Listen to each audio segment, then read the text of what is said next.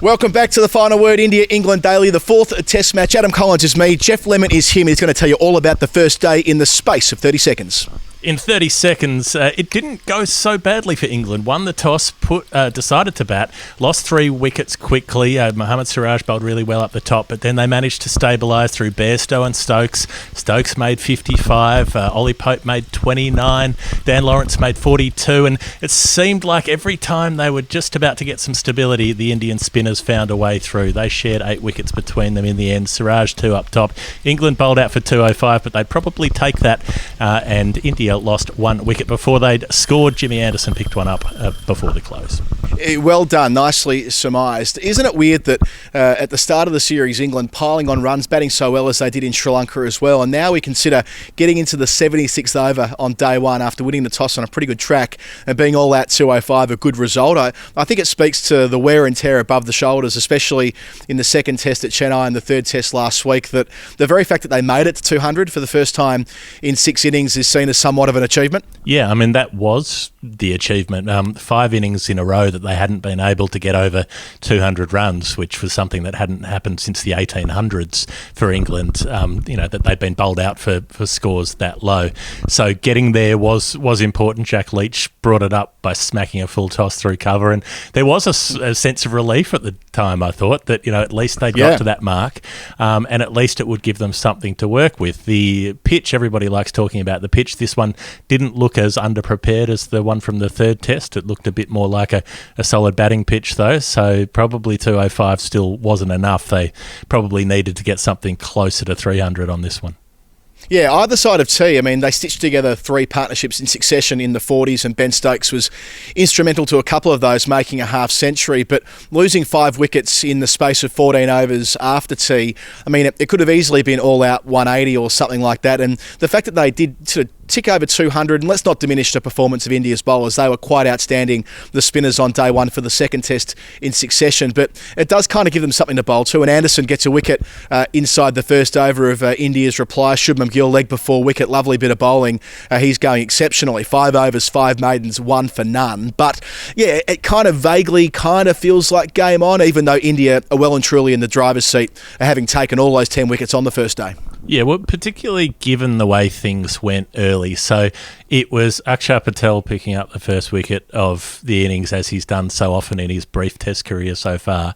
It was Dom Sibley playing for turn and leaving a massive gap between bat and pad. That was the weirdest thing about that dismissal was, Sibley's an opener. He's been around. He's seen what's happened in this test match, and yet he still left that gap big enough for a truck to get through. And Akshar Patel was able to get the inside edge onto his stumps. And then Zach Crawley fell to the same bowler trying to force the pace and skied one. And then Joe Root gets a ball from Mohammad Siraj that swings in and nails him on the pad. And you're thinking, well, this is going the same way. They'll be all out under 100 here. And it was the Bairstow and Stokes partnership, but it was also a lapse in the bowling. So an interesting thing that I picked up on, because Johnny Bairstow was playing the cut shot quite a bit. He got 4 different shots away in that first session to the boundary on the cut shot. Akshar Patel, in the previous 2 test matches he's played, so across the full 4 innings that he's bowled, he's been cut 3 times in those 2 test matches. This morning, in the space of 6 overs, he got cut 3 times by Johnny Bairstow. So it was Akshar Patel dropping short as well. We've seen him be so consistent with his length throughout this series, and this morning was when he erred a bit, and England were able to use it to start to rebuild. Yeah, Akshar nearly takes 5 wickets in an innings for the 4th time in a row. I saw Andrew Sampson posted earlier that he's conceded the 3rd fewest runs to reach 20 wickets in Test cricket history, which is a remarkable stat for the 3rd time in succession. So 3 times in 5 innings he's bowled in Test cricket, I should add. He's taken a wicket within 2 balls of being introduced to the attack. He's just, it's the pace he bowls at, and it's the accuracy. It's reminiscent of Derek Underwood, I suppose, as far as a historical marker. But, where's a spot for Jadeja? It's kind of a fantastic problem for India to have their traditional second spinner, Jadeja, their main all-rounder, I suppose you would say, so valuable to this team. He's going to have to do plenty to get past Akshar Patel, which seems remarkable given how effective Jadeja's been, especially at home in the last 5 years. Well, you and I spoke about Jadeja quite a bit during the series in Australia saying, how is it that he's always been kind of in and out of this team, and surely he has to be a lock? And then he's gone and got himself injured in the Sydney Test, and now you're talking about him not being a lock anymore. I still think that Akshar Patel basically is Jadeja as a bowler. They're very, very similar with the way they go about it. But Jadeja is a far superior batsman and probably the best fielder in the world. So I still reckon, pound for pound across the categories, Jadeja gets in ahead of Akshar Patel. But you couldn't ask Akshar Patel for anything more than he's done. He's been prolific on surfaces that suit his bowling, and picked up the early wickets again today. And I felt for Ishant Sharma, who bowled really nicely again. He's had such a habit this series of bowling 5 or 6 gorgeous overs off the top of an innings, getting swing, getting pace, getting seam away, doesn't pick up a wicket, and then that's about the last you see of him for the Test match. Yeah, it was Siraj who picked up the 2 wickets, one either side of lunch. The second of those was, I wouldn't say controversial. I mean, it was out according to DRS, but the very fact that it was unclear whether Bairstow had inside edged it or it hit his pad, it wasn't clear whether it was given out, caught behind or bowled. In the end, DRS upheld the decision. It was clipping the top of leg stump, but that felt like a pretty big turning point to me. The fact that Bairstow and Stokes were just kind of building into a pretty useful partnership. It nearly had reached 50, and then Bairstow finally, in a bit of form, as you mentioned before, cutting nicely before lunch, falls, and sure, he does find a decent dance partner, I suppose, in Ollie Pope to join him, Stokes, and passes 50, but they needed somebody to go big, and it wasn't one of the 2 main spinners that got Stokes either. We always see Ashwin immediately come into the attack when Stokes walks out to the middle. Well, it was Washington Sundar, who was barely needed in the 3rd Test match, bowling just 4 deliveries. Well, he picked up Stokes, and that was the other big moment in the middle session. Yeah, a massive moment. I guess the thing with Bairstow is, when you're working out why umpires give leg before wicket decisions, so much of it is based on the feel of how it looks live, and that was one that just clipped the flap of the back pad, but you could see all of the stumps because Bairstow was playing away from his body trying to push at it, and so the umpire would have been able to see at least off stump, probably middle stump, and saw it flick the flap of that pad and just deflect over the stumps. And so that's going to get the finger put up all day long. And then Stokes is interesting. His innings today was interesting, I thought, in that he was never fully in control. He did play counter-attacking shots. He came down and lofted a 6. He tried the sweep shot a few times, nailed one reverse sweep. But it did always have this feeling for me that it was a limited time only special offer kind of deal for Ben Stokes. And he just got the natural variation from the pitch because Washington Sundar put plenty of revs on the ball, but it just skipped on straight and hit him in front. And he'd had a couple that had ragged away. Washington turned it much more than Ravichandran Ashwin did as an off break. But that one went on straight and nailed him in front. Yeah, he brought up the half century with a reverse sweep, top scoring on 55. We haven't talked about Dan Lawrence yet, the second highest scorer on 46. He walked out at number 7, I think it was, Geoff, a deeper batting lineup. Folks at 8, they bolstered that by leaving out Stuart Broad. And Jofra Archer, it should be noted on the way through here, has got that elbow soreness back again.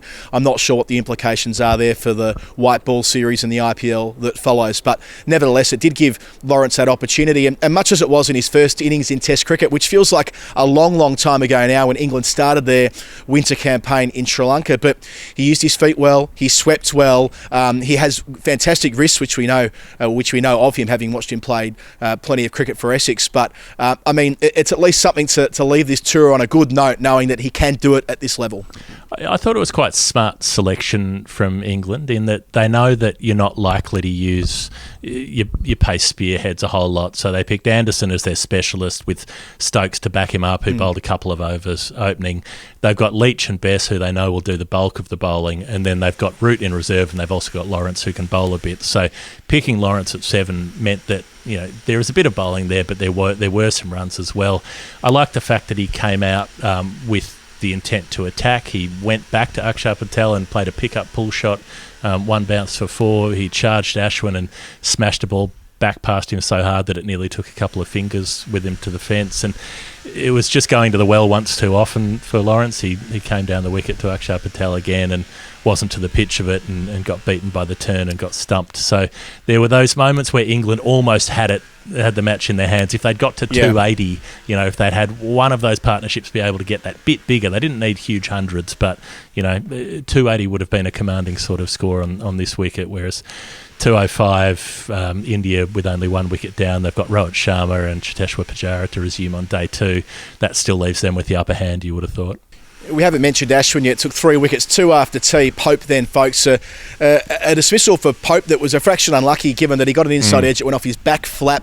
Brilliantly taken by Shubman Gill with one hand at short leg. And then the way he set up, folks, was just delicious, finding the outside edge and taken by Rahane, the ever-safe Rahane, at first slip. I put on Twitter after that, Geoff, in a moment of inspiration, he's the best finger spinner I've ever seen. I caveat it by saying that Murali, I love the man, but I think that Murali probably is more considered a wrist spinner. But Ashwin, it's just the pressure he builds, and when they needed somebody to step up after tea and go through and start that collapse, there he was, ever reliable. And the variation again, because it was sharp turn on the ball to Ollie Pope that took it past the middle of the bat and got that thick inside edge that went between his legs and hit the pad and bounced up.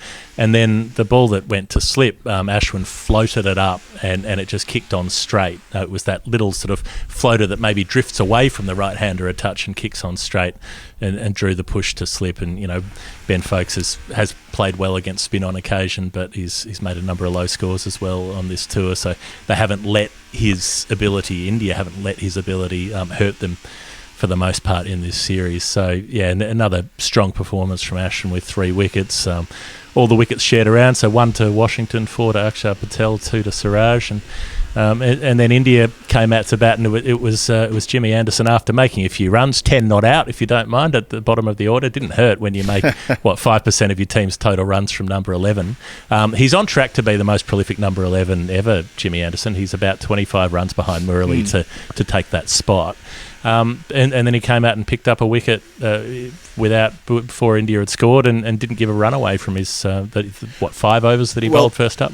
Yeah, that might be the place to segue into our Hall of Fame to finish, Geoff. My nomination is James Anderson for his reverse sweep. We always see Jared Kimber, our colleague and mate, tweeting about it, and there it was again. Anderson absolutely nailing a reverse sweep in his not-out innings of 10. Yep. There were a few other candidates, though. There was the Rishabh Pant 3-card trick, where I don't know if this was deliberate or not. I hope it was, but there was a direct hit from Virat Kohli trying to get a run out. The bails flew up in the air, and one of them just landed in the sleeve of the glove of Rishabh Pant. And I don't think he noticed at first, but then he reached down to pick the ball up from the ground and must have seen it was blinking and flashing in his glove. But he just left it there, and then the umpire was hunting around for it, like when you put your car keys down somewhere, saying, "Where's the bloody bail gone?" And Rishabh saying, "I don't know, sir. I haven't seen anything. I haven't seen any sign of it." And it's flashing away furiously in his sleeve before the umpire eventually found it. So it's not a test match day without some Rishabh comedy behind the sticks. I think that'll do for me. This has been the India-England Daily on the final word. India will resume tomorrow, 181 runs behind. And when they do, after play, it'll be Adam Collins and Geoff Lemon here with you again. Until then, good night.